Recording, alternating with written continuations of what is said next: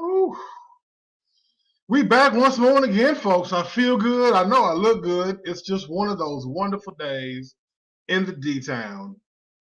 And I'm excited to be here. It's your main man, your host, the life coach, the main man with the awesome authority to give y'all some good flavor to come a dime a dozen to keep you buzzing.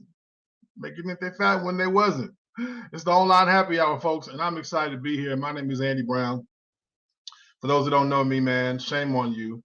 Tune in each and every Thursday right here in the DF Dub. I get down, man, with some wonderful discussion topics about family, your finances, your friendships, your kinships, and yes, even R. Kelly. So we're going to go there tonight. Shout out to all the folks who are watching, getting down right here, man. If this is your very first time, man, please stay tuned, stick around, be welcome. Hey, Miss Joanne, how you doing? Hey, Chantel, how you doing? Hello to all my friends, whether you're watching in Kansas City, whether you're watching in Dallas, Texas, whether you're watching in Los Angeles, California, New York City, Pearl Tongue, Louisiana, or even Memphis, Tennessee, man. We get down, we get weird, and we get awesome. I'm excited, man. We do some wonderful things here, man. Shout out to all my folks who came out this past weekend at their very first NRA pistol shooting class. It was a wonderful experience. I didn't post many pictures of those in there because I did not get their permission to put their information out there on social media. Next time I'll do that. But I definitely want to thank those who came out, learned how to got more detailed rather on how to take firearms seriously in this country. It's a good thing to do. It's a good information to have. We're going to continue the party, keep it going on multiple streams. So be sure to follow me on multiple social media sites, whether it's here at Andy Brown Speaks on your Facebook platform, on Twitter, on Instagram. Yeah, and sign up and like the page and subscribe to the YouTube channel, which is iLife Radio, which is independent listening. It's for everyone radio. Get in tune, man. Get involved with your life, and I'm going to be here for a minute. I enjoy what I do, man. I thank you all for making time to tune into this. I thank you all for getting down. Share the link, man. Share the love. Let this thing spread like good peanut butter on warm toast. Let's go ahead and make this thing happen. This is the place where you come, where I deliver, where we come together and have wonderful discussion topics about our world, about our environment each and every Thursday night from 7 p.m. Central Standard Time, actually living vicariously through you. And I'm excited about it. It just is what it is, man. Each week we talk about new stuff, and tonight will be no different. Tonight's show is brought to you by Feline Couture. Feline Couture is a clothing boutique and cosmetic brand based out of Atlanta, Georgia. For all things luxury and the ultimate in fashion persona, visit feline-couture.com. Again, that's feline-couture.com. Check this thing out, man. Talk about this. I got some wonderful people who are going to be chiming in with me. If you are sitting somewhere with your social media platform, whether you're on the toilet watching TikTok videos, whether you are in your living room telling your children what not to do with their homework, running them in and out of the room, they might need to hear some of this, some of it, not all, because we're going to dive off into this topic. So before we do that, the disclaimer must be present. For those who don't know, that's how we get down. The thoughts and ideas displayed today on the online happy hour do not reflect those with negative opinions, poor sense of judgment, or those who just are all self-centered and about themselves in life. But what this show represents are those who are really ready to talk about stuff as it relates to their lifestyle, their character, and giving their opinion in a way that makes us think. So without further ado, let's talk about this. You've seen this on multiple social media sites. If you are conscious here in the United States and you've played any type of R&B music over the last 15, maybe 20 years of living, you know that the person that I'm talking about has dropped some serious good game with music. You know, he's put some of the soundtrack together for your life and your lifestyle. Don't be mad, because yes, you've heard of it. Collaborating with artists such as the Notorious B.I.G., collaborating with artists such as Jay-Z, Ronald Isley, Mr. Biggs, and shoot, numerous artists out there. Aaliyah, Mary J. Blige. Yeah, we're going to talk about that. So the trial has been going on for quite some time. We've heard little tidbits in the music that made us pause, stop, think a little bit, like, fuck, what'd you just say? Wasn't quite sure, but social media is now going to get its justice, going to get its piece.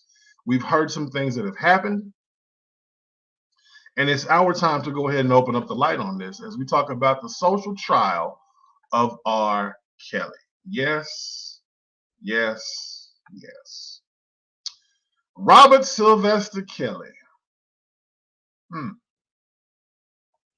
This dude here, man, he done went in, man. Juror found R. Kelly guilty of racketeering, including bribery and sexual exploitation of young women,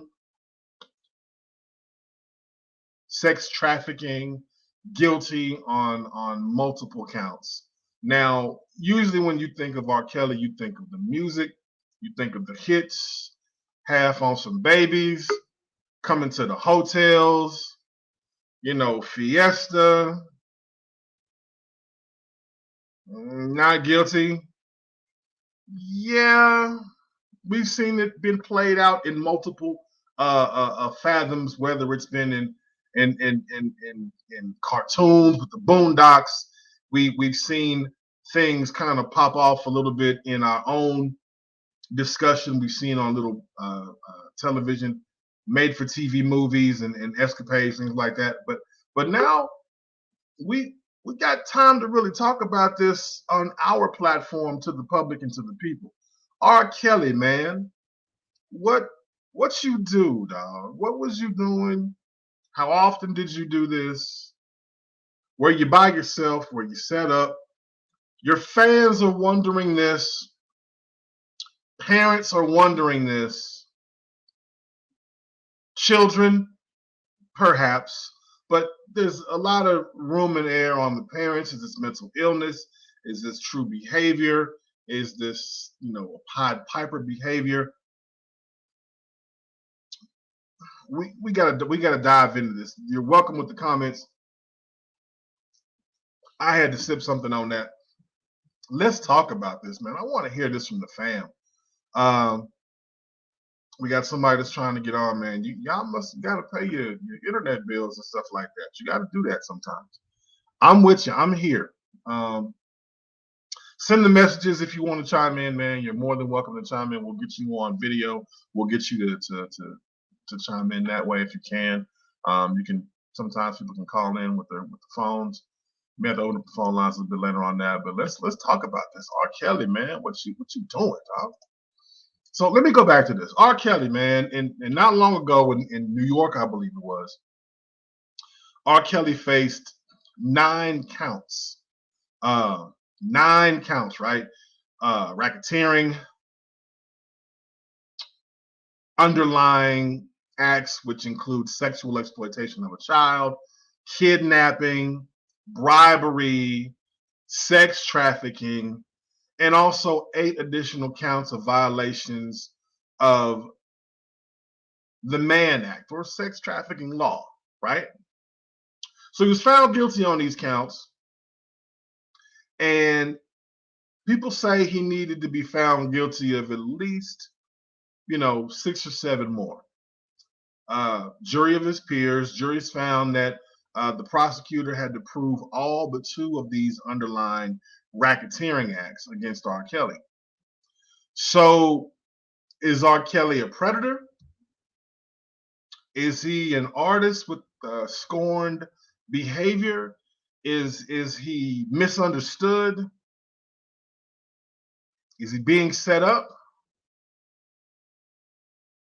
Yeah, think about this. It goes back decades, and we think about this. And I'll be honest, man. The first time I had questions about the behavior, it was in his music, right? It was in R. Kelly's music. R. Kelly's first album with Public Announcement, right? He had that. You got that vibe, and you heard toward the end he was mentioning names. Joanne's got it. Michelle's got it. Little Cute Aaliyah's got it. And you're like, wait a minute, Little Cute Aaliyah. She was a young girl back then, so she got the vibe, dog. That's what you meant to say when you put that in the lyric and recorded that for the world to hear. I'm concerned about that, brother. But hey, sometimes you kind of let stuff just kind of fly on by you because you weren't really paying quite attention to it. I get it. But then there's more, right? There's the behavior of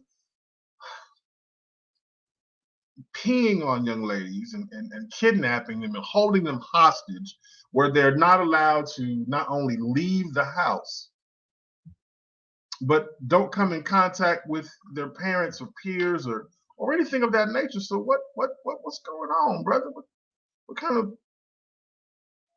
of lifestyle are we living up to where the Pied Piper of music is truly on some Pied Piper shit? Now, what's really happening, bro? Because I want to, as a fan of the music, right? And I'm speaking as a fan of the music. I'm gonna come in. I'm gonna dissect this thing on 3 different levels, and I want you all to weigh in, right? As a fan of the music, I enjoy the beats. I enjoy the rhythm. I enjoy the storyline.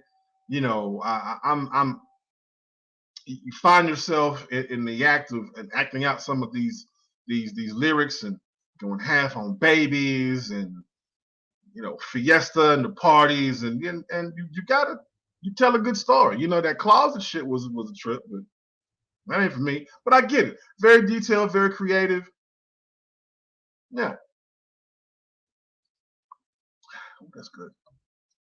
But you also got to look at the fact there's some other things that you write about that you don't have to write about unless you have an interest in that particular behavior. Peeing on people. Do you mind if I strip for you? Say, bro, you can judge me because I'm not guilty. Wait a minute. Wait a minute, dog. What are we doing here? What are we saying about your behavior and the music that you're portraying? So where's this coming from? I don't understand that. That's the fan in me speaking. Okay, the fan says I'm not quite getting where this is going, but I enjoy the artist. I enjoy the music. You're going to court because you got some personal stuff going on. Hey man, I didn't really sign up for that. I didn't buy these records to get involved in any of that type of stuff. But I'm really not sure where this is going. That's a concern, right? So you want to see R. Kelly in a different light, but are you looking at the fact that this brother has a certain level of creativity that he's not only controlling our minds through the music with that Pied Piper shit, but is he also in his own privacy, married man, father of 3, controlling the minds of others. People say, hey, it's mind controlling. I don't know. I really don't. It's something to really take a look at. So maybe we should go and talk about this. A good friend of mine has decided to join me about this. Why? Because shit is necessary to talk about. You've heard her on this show once before, doing wonderful things with her line of business, sugarbaby.co, sugarbaby.co. Let's bring her on. Y'all met Miss D Major once more and again. Let's bring her on, shall we? D? Finally. Hey, good to see you, darling. Hey, it took so much. I could not get logged on, so I'm sorry. I love the Shaka Khan look you have going on tonight. Yes, I'm feeling my true Mandinka roots right now. Is that right? Yes. I'm still frazzled. I couldn't even get on, so I'm sorry. I'm late to the party. Things happen. We've been talking about R. Kelly for the past 20 years. Just a few more moments is not going to stop the boat. You heard me mention this before. We're talking about the social trial of R. Kelly. He's been tried in the court of law in New York, and now we're coming back, and now we, the jury of the peers, have the opportunity to talk about this. And I want to have some idea from the people, because as a fan, I love the music. Some of us don't separate state and church. That's true. That's true. So when you think of what's going on with R. Kelly and his conviction, what's the first thing that comes to mind for you? The first thing that comes to mind is we have a whole lot more to do. We, it can't just stop at R. Kelly. Okay. It's a whole bunch more that needs to be done. We talk about the music, the method. What do you mean exactly? What did you say? I can't hear you too good. Good. You talk about we have to change our behavior. So are we talking about the behavior of the music? Are we talking about the behavior and what he's talking about, what he's doing? Maybe the parenting that's involved, the mind control. Where should we begin? What comes to mind about this? Because this is some nasty shit that's going on. It is, and you rattled off so many different points that change needs to occur. And honestly, I don't even think that there's a palpable starting point. I think that it just needs to be almost a tectonic shift. Okay. In cultural norms. It has to be like a Big Bang thing, because we've always been gradually evolving just to regress, and we just got to have a dramatic change in our mentality. And I think, we've got to stop worshiping celebrity and treating celebrities as if, they're above the same standards that we hold each other to. I think that if you saw some man in the neighborhood doing just some regular schmegular, in the neighborhood doing the type of things that R. Kelly was doing, we wouldn't make excuses for it. Very good point. For all the fans that were standing outside playing his music and crying when he got convicted and feeling like, a black man, another brother was torn down and all of that, remove your psychosis of obsession with celebrity, which is what I feel that is, your false idolatry, and turn R. Kelly into just plain old Rob down the block, dirty Rob that was checking out your niece when she was 13 years old. Put yourself in that perspective and then tell me what you would have done to him had he never become the R. Kelly that he is. Irregardless of how you feel about the parents, because we can go on for hours and hours about the parents who put their children in harm's way, knowingly put their children in harm's way. I don't have a lot of sympathy for a lot of those parents, having seen the documentaries. I feel that those parents knew the lion's den that they were putting their children in. And I feel like they got what they paid for. I think it's tragic for those young women to be exploited because of their parents' obsession with celebrity. Yeah. But especially for Black women, we have got to change our cultural norms as Black people, and we have got to protect Black women. I see that. I see that. And I like the fact that you brought up about the parents, because if he's out here and he's making these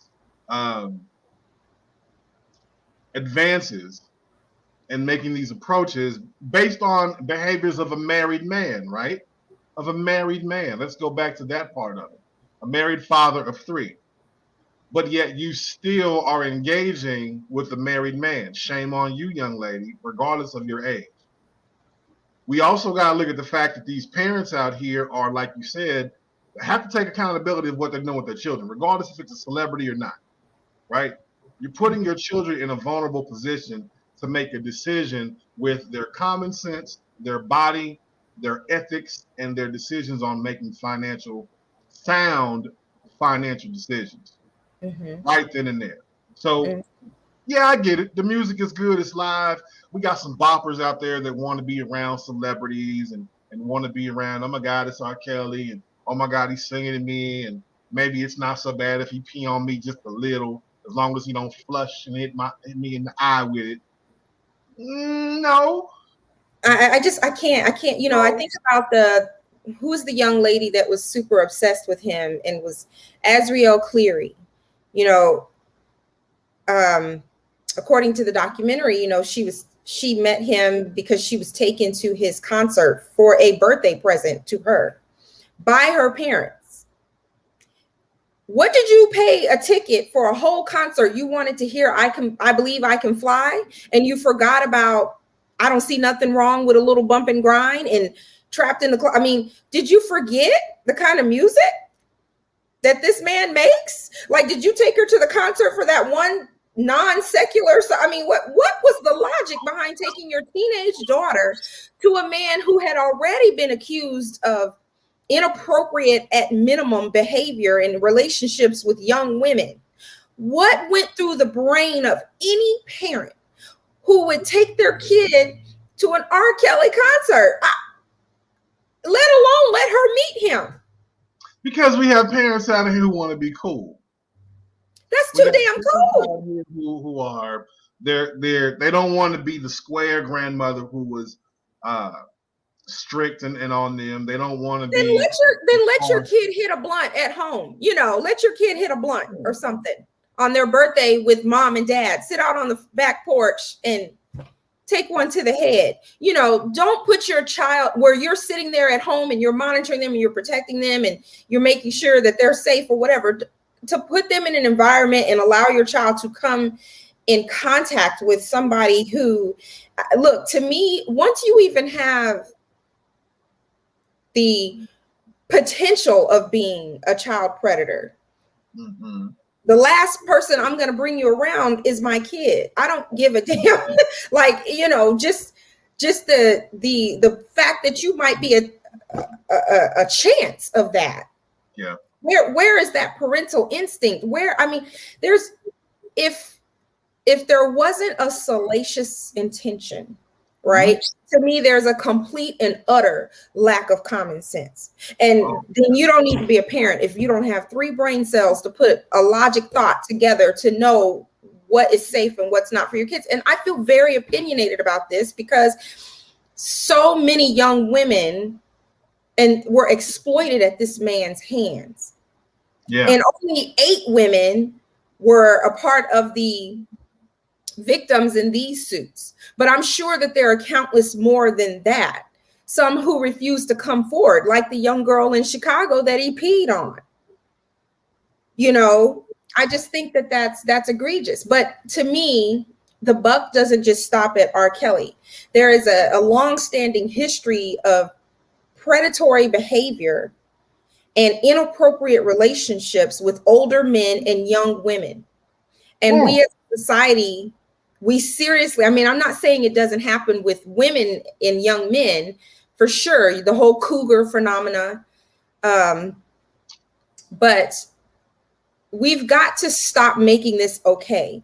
Even if a young lady is of legal age, I think it's unnatural and I think it's nasty if Mhm. you're old enough to be somebody's father and you're sexually attracted to a young lady who's young enough to be your daughter. You know, I kind of have a personal mantra. Mhm. If you're old enough to come out of me, you're not old enough to come in me. Ooh, that's. Can we put that on a T-shirt? Not physically, but like in writing and in print. But I you know, think that's really. that's my personal mantra. If you're young enough to come out of me, you're not old enough to come in me. You know, it's just no way in hell. I just don't understand. You know, I think about Tyga and that Kylie Jenner girl. So the rules are different for a 20 damn near 30-year-old man to date a 15, 16-year-old girl because she's a celebrity. She comes from a rich family. Mhm. I remember Miley Cyrus. My children, my eldest daughter really liked Miley Cyrus when she was younger. And I stopped letting my daughter watch Miley Cyrus because I felt that her lifestyle and her behavior was egregiously inappropriate for a teenage girl. And I didn't think she was a qualified role model to my teenage daughter. And shame on her parents. I remember Miley Cyrus did a movie when she was 16 with director Adam Shankman. And there were videos of her at a party for adults with alcohol and drugs present where she was bumping and grinding very sexually on this man who was like in his damn 50s. Mm. Nobody saw anything wrong with that. And he's not on trial like R. Kelly. Look how long Harvey Weinstein was able to get away with raping and sexually exploiting women.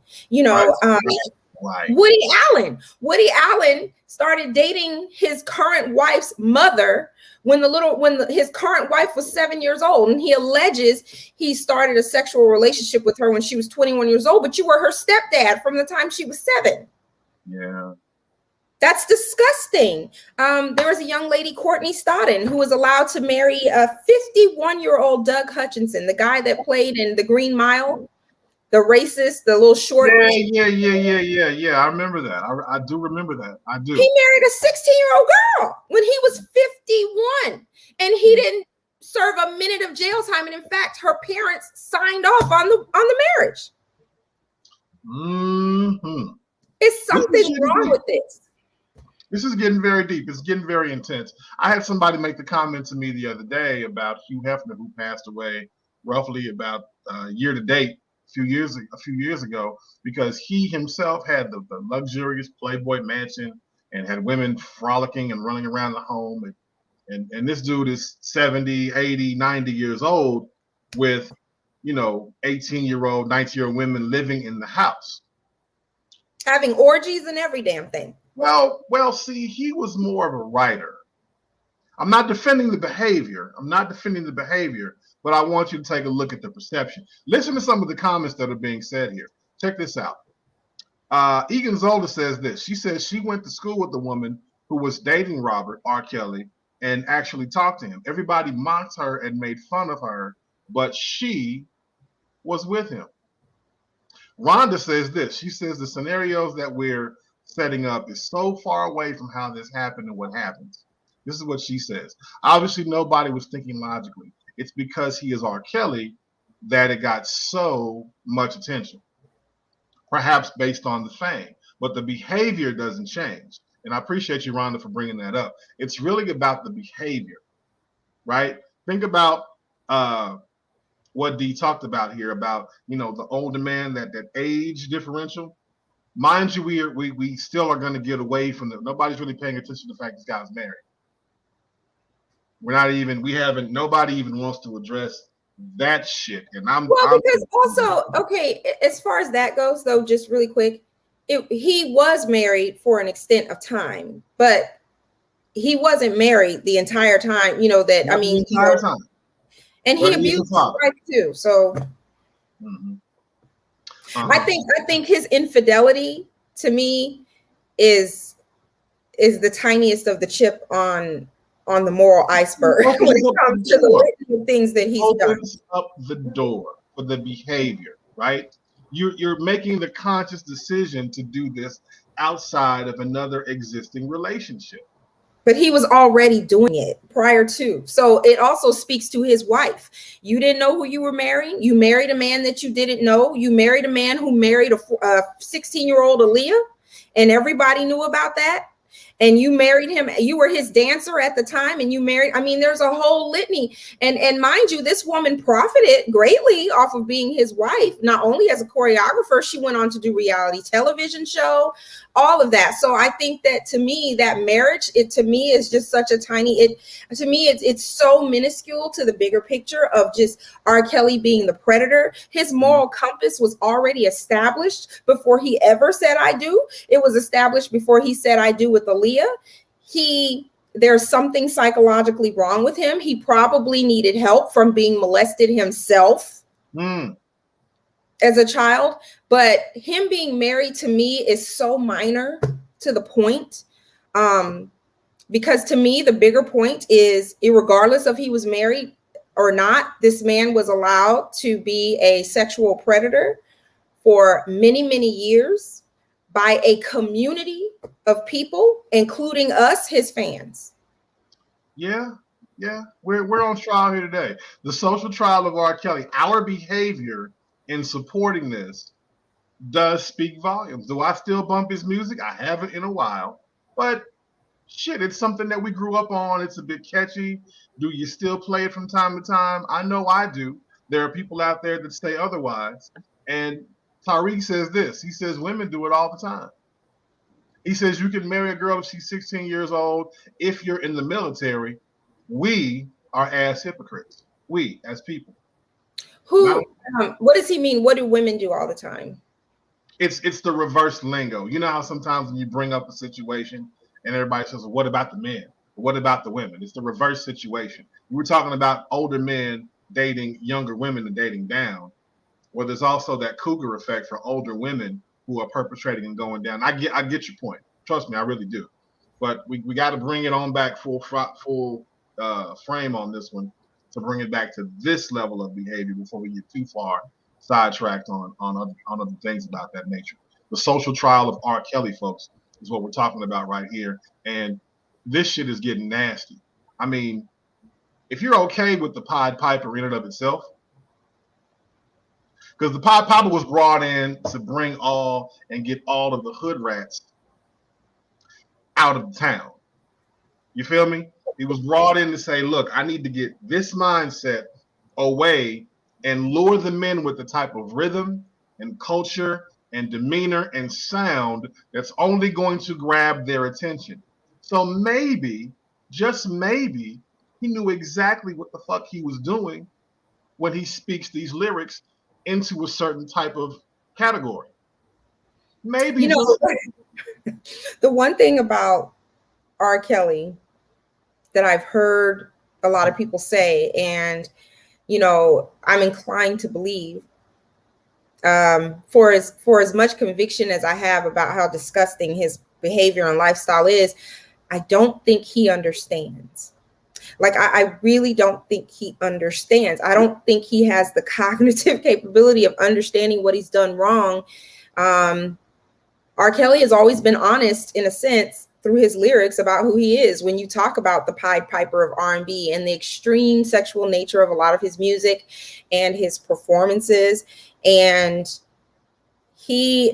because we empowered him, we enabled him, I feel that we normalized his behavior to him and his enabler that had immediate contact with him. And I just feel like, this is something that we as a community should have taken more seriously all along. Again, we were just too caught up in the celebrity, in the idolatry of it all. And we've got to change our mentality as a culture. We've got to get some type of moral compass. There's just got to be some moral standards that we hold each other accountable to. And that's one of them, is these inappropriate age differences amongst lovers. Now, if you're talking about a 40-year-old dating a 60-year-old, okay, 40 and 60, okay, that's one thing. But 20 and 50, or or 16 and 35. Look, we've got to change our cultural norms here. So let's look at this. Let's look at this in the cultural norm and in the aspect of that. Let's look at the behavior of the artist. When we recognize and we see those signs up front, let's not ignore it as a whole. I think we as a culture, and that's just a culture as just a way of people doing things, not necessarily just uh, Black American culture. We mean culture as a whole because we ignore this behavior over and over again. So we say that we want to accept it for a select few. That's bullshit, ladies and gentlemen. We got to stop that shit as a whole. If you recognize this shit up front, pause, hit the brakes on that shit early and address that right there. Hey, sir, what the fuck do you mean by this over here? Right? Because we're giving people passes based on their celebrity. Remember the good old BBD, the Belle Biv DeVoe? Backstage, underage adolescent. How you doing? Hold on, dog. Wait a minute. One of these kids is doing his own thing, and that little motherfucker shouldn't be backstage. Let's stop that right here before we go to the next concert and say, don't set yourself up for error. We cannot continue that behavior if we stop that shit early because we give the pass. And then 20 years down the road, we're here again saying, well, why did this happen? What the hell's going on? We could have checked that shit earlier, right? Now, y'all check your friends, you check your peers, but you don't check that behavior. Y'all stop checking them uncles at family reunions, right? Y'all stop checking the aunt, the nasty ass auntie and shit that used to who stay single but always got something nasty and can flick that cigarette real y'all got them.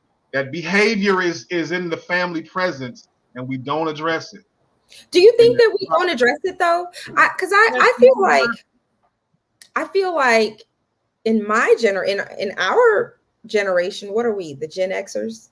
Gen X, the unknown. Yeah, I feel like in our generation, it was common for us to check them. Now, I'm not saying we would have a family intervention or shun people, but I do feel like, everybody had the dirty uncle, dirty Uncle Willie, always looking at the girl's booty, and, we would talk about, freaky Aunt Janet. I feel like we kind of knew, keep the kids away from that uncle and that auntie because, or, I don't know. I feel like we as a community outside of the celebrity realm, right, are a lot harsher on people who show those perverted inclinations, pedophilic inclinations. I feel like we as a community, we do take a stance. It's, to me, most prevalent when it's these celebrities. They always seem to get a pass. And not just in the Black community. Like the earlier, my examples were predominantly white people. This just seems to be extremely common. And I just, the phenomena of it, it's mind-boggling to me. It's mind-boggling. Think about this, because the court has done its thing, right? There was a jury that was involved. I think it was 7 men, 5 women who did this. So in all, R. Kelly could be actually facing decades of prison sentencing. Right? 9 women and 2 men, by the way. 9 women, 2 men? 9 women, 2 men, and he might be facing life in prison. Life in prison. Yeah. Read D Nice's comment. I like what she said. I really agree with what she said. I know the men folks. Or is it D Nice? But I'm going to read it anyway. Oh, I'm sorry. I don't know. I apologize. She says young women have been exploited for centuries, even in the Bible. The patriarchal nature of society still heavily disregards women in general, more so than the Black woman in her mind. Yeah. I agree. Yeah. And I know people love to throw that that misnomer back. Well, what about women? You know, and like the brother did earlier, and that, and you know, and that's all. Look, yes, there are exceptions to everything, but we're talking about cultural norms here. And there seems to be, from my experience and all of my years in life, you know, there seems to be a different standard when you see men engaging in romantic relationships with really young women who are significantly younger than them. There seems to be a different, you know, reaction to that than when women do it. As always, there's always seems to be a different standard amongst the genders. But regardless of the standard or not, the overall, the overarching standard should be it's inappropriate. No matter if you're a female or a male, why are you attracted to somebody so significantly younger than you? There's, to me, there's something wrong with that. And then when you escalate it to the celebrity level, we've normalized this behavior. And in R. Kelly's case, it was normalized to the point that these women were being exploited at an egregious level. And it went on for a very, very long time because we embraced him and his behavior. Yeah. Yeah. Not just him. You got to think about it. We had the Elvis Presley, right? The Jerry Lee Lewis, the Woody Allen. I mentioned the Belle Biv DeVoe earlier. You know, it's in there. The behaviors. Fuck Rick James. God damn it. It's a lot of other behaviors in I here. mean, Russell Simmons, it goes P. Diddy and Cassie, you know, what the hell? Why do we have a problem with this? Countless professional athletes. Yeah, I mean, people don't even try it with that. Yeah, it's agree. Are there women who do this? Sure, Donna, Kris Jenner with her young man. You know, yeah, there are women who do this. But when you're talking about cultural norms, that, you know, again, that's the key, is the cultural norm. Right. It's men. and not even trying to have a battle of the sexes. We allowed R. Kelly to become the animal that he became. And there has to be some accountability for that in our subculture as Black Americans. And we have got to have a new ideology moving forward when it comes to these celebrities, be they male, female, or otherwise, us in the Black community. Like the sister Denise said, you know, we've got to get a more coherent mentality, just like we have this mentality of protecting Black men from police, lynching culture, and all of this stuff. We've got to also increase our thought process when it comes to protecting Black women. Yeah. That's real talk. I think we need to do that as a culture, overall as a society. But even those of us who are unable to look out for everybody, somewhat take the initiative to look out for yourself and not do that, because then you get brothers who are going to be standoffish with the behavior, and some who are going to expect it as your norm, right? Expect what? What'd you say? I missed you. As the norm. Yeah. Expect it as the norm because you're okay with this way with this guy. So why would you not be okay with it for somebody else? Yeah, we expect that. Denise also said this, and I love the fact that she's commenting on this. She says we take a stand now more in the past. She agrees with you because not my baby. I promise I'll smile in my mugshot. You know what I'm saying? As you should. You have to do that. You have to take the personal change and say, no, not my child. No, you really got to do that shit.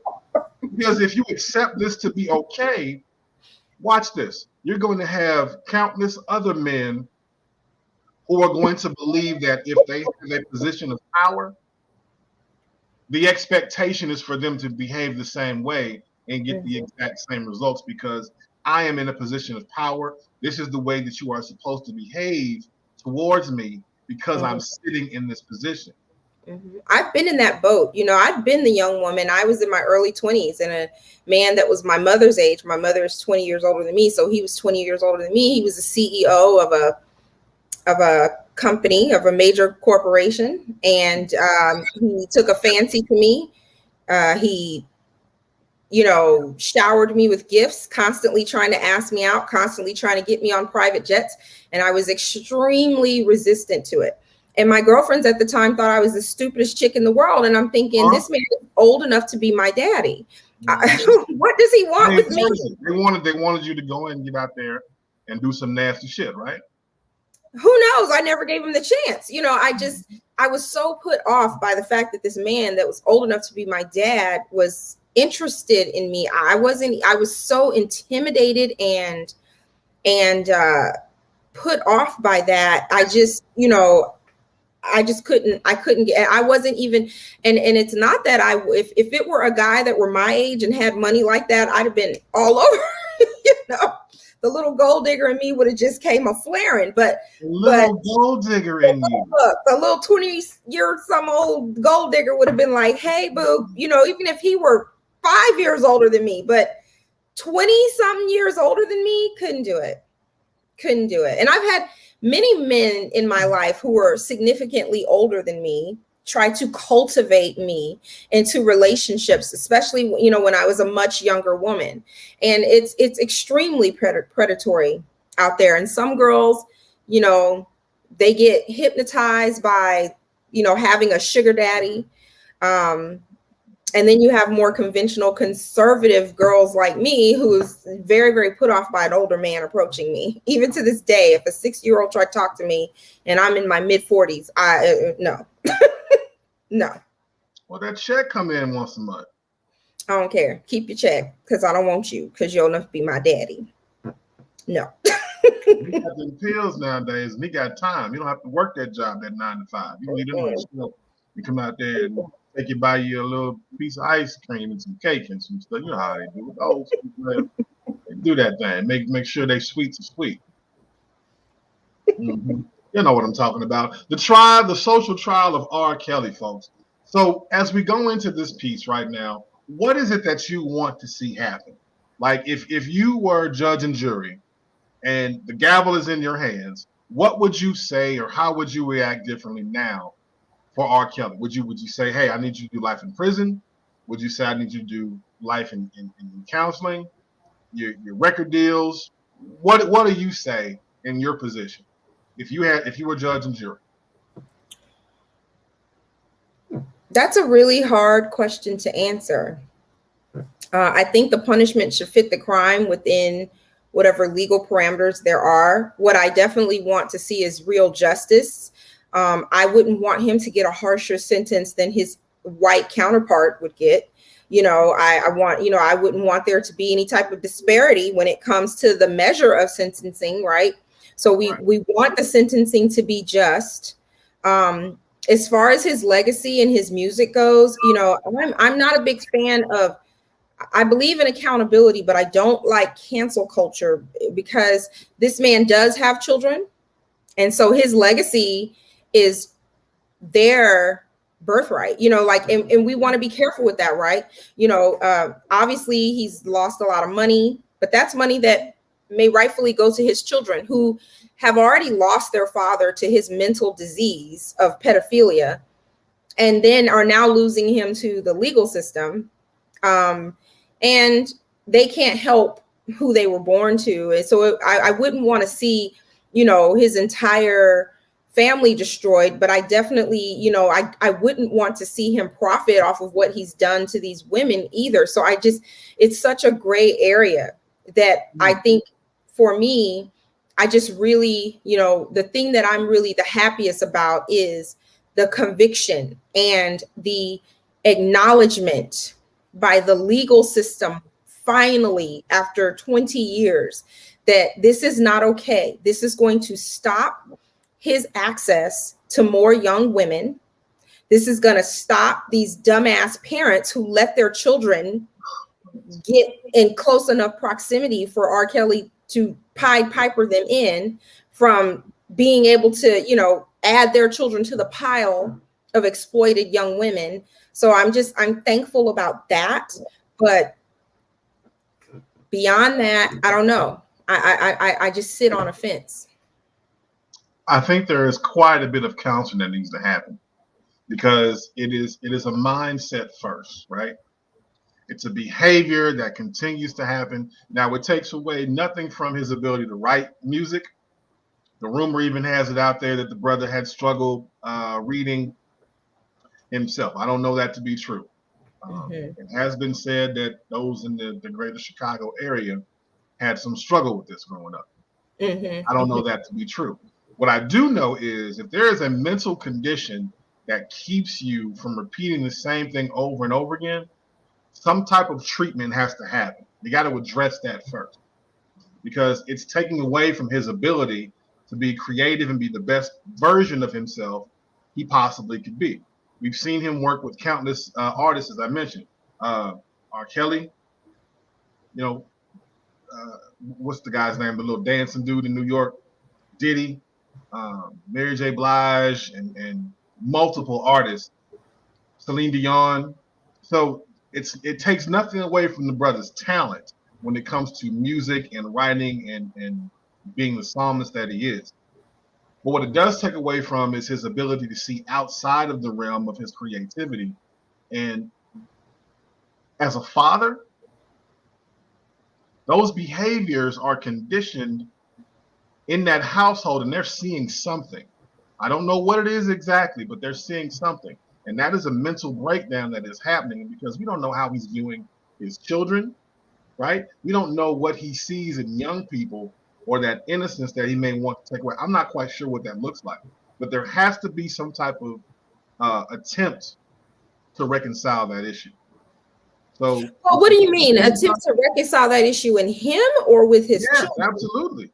I think it's too late for that. Why? Why is it too late? Because you're a grown ass man. You Well, should know better. I mean, part of it, yeah, but this is You this should know this better, but you're still doing it. You well, what don't I feel fucking know like better. I feel like what he has is a mental illness, and Yeah. this is a mental illness though that um if it were a chance for it to be overcome in him, it would have been done a long time ago. Now it's too late. You have countless victims. It's like once you murder somebody, you're always a murderer. I mean, you might be a recovering murderer, but you still have the ability to kill people. And with him, I mean, your victim is already still dead, right? I mean, the recovery is really on the part of his victims. They need the recovery. His family needs the recovery. He needs to be removed from the streets. He needs to get away from general population. And, we need to remove his ass from the normalcy of life as far as his accessibility to more victims. And Yeah, completely. he has a mental problem. And something that I got from all the documentaries is that he has, and I'm not a psychologist, but like when we talk about him being the Pied Piper of R&B, I'd almost, say he also has like a Peter Pan complex, kind of like Michael Jackson. Jackson did. Yeah. Where he doesn't understand that, he's attracted to spirits or something and not chronological Yeah. age, and it's like, wait a minute, bruh, and we always question good old Mike, about that Peter Pan and his inappropriate connections to young people. If you love kids, look, there's nothing wrong with loving kids. Start a daycare or something, for God's sakes. But to, have sleepovers with people's kids and have young girls hanging around like a harem in your crib all the time and having a group of young girls talking about they're your girlfriends, building a whole goddamn amusement park on your ranch, like stuff like that these guys are doing. Yeah. We as a culture should a long time ago, oh, that's creepy Uncle Robert. That's creepy Uncle Mike. Yeah. But he got money. They don't want to work no more because he got some money. And I feel bad. Because he got money. Don't do that, people. And I feel bad because I do feel like Thai Food Panda says you can't cure an attraction. We say it's mental now, but is it for other countries? That does, I don't get the last part of his sentence, but we are a country who practice these same things we are arguing about. I mean, he's right. Yeah, I mean, again, cultural norms. We need to change cultural norms. Right. Completely. So it has to be something that says, let's do this thing differently. Because if we just continue to allow this thing goes, the insanity, same thing over and over, expecting different results, we have to make a change somewhere and not be okay with this behavior. Society, our culture, our finances, our fandom, let that shit go because you see the damage it's going to cause, not only for the families that are involved because they think this shit is okay, but think about these children that have to go through that and they could be traumatized over the fucking dollar. Your mom and daddy set you out because the fucking rent was due. Ooh, it's so harsh when you say it, but Yeah. Somebody wanted a new motherfucking Mercedes and put their daughter on the spot. It's like that. There has to be a fucking change in the behavior because you got to say, no, not me. I'm not going to be a part of that. It's not So yeah, that's it. The trial, the social trial of R. Kelly, that is. Before I slam the gavel on this show, tell us a little bit more about what's going on with sugarbaby.co. Sugarbabyco.com. Let's say that is probably something in this cup, but talk to us about it. Let's hear that. Sugar Baby Co. is a brand that's founded by myself and my newly 15-year-old daughter. It's really predominantly her brainchild. She's always had aspirations to be a mogul. And during COVID, we started this business together, and we're just currently growing it. We sell a range of clothes from athleisure to resort wear, and we're steady growing. We're getting into the print business as we speak. We've been busy working on that. So we'll be, doing larger orders for wholesale. So we're just growing every day, and it's pretty exciting. You can visit our site at sugarbabyco.com. Sorry, I just checked Andy on it and then I forgot myself. That's a shame. Sugarbabyco.com. Beautiful. I'm all for it, man. I'm excited about what you're doing. I thank you for making time. And I thank the people for having an opinion about what's going on. We have to put an end to this behavior. We have to put an end to this cultural exception of what's going on. And we definitely, people, have to stop rinsing and repeating the same shit over and over again because we're constantly going back to the what about them? What about this? What about this situation? Because we have not made the time to resolve this issue and slam the gavel on the motherfucking truth. So I suggest you folks get your heart together, get your mind together, talk to your children about this. Don't be so standoffish if you're going to be the cool parent, right? Not to talk about certain things. Because if you can take your kid to this concert and around this music and they can hear it, have an idea of what they're listening to, not just the beat, not just the rhythm, because that Pied Piper shit, fuck it, it got you. No telling what it's going to do for the next generation that goes out. I ain't lying. Thank you, D. It's truly been a pleasure. Thank you so much for chiming in, logging in, and giving this good feel. I definitely want to thank all the people who have tuned in on the online happy hour. As always, folks, you make the show what it is. And if you got some good game on this particular broadcast tonight, please do us a favor. Continue to follow the rhythm. Continue to join in. Log in, listen, and learn as we talk about this and much, much more on another wonderful broadcast for the online happy hour. I want to say good night to my family. Go mob to my frat. Hello to my sorors. I love you.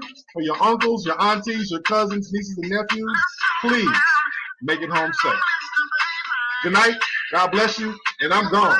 It's the online happy hour with your main man, Andy Brown, right here on this multiple social media channel. I'm out. Let's kick it. Yeah.